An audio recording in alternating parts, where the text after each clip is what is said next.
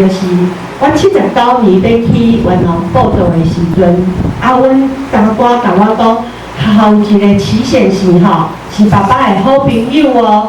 你去学校报道哦，爱甲即个阿叔哦，甲伊爱31个吼，伊迄个会甲你照顾。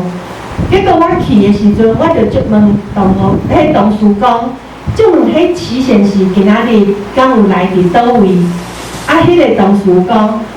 齐显哦，伊昨够没啦，今仔日无来，他昨天值夜，今天没有来，阮拢陪我去的，毋过你知影我转去甲阮长官安怎讲？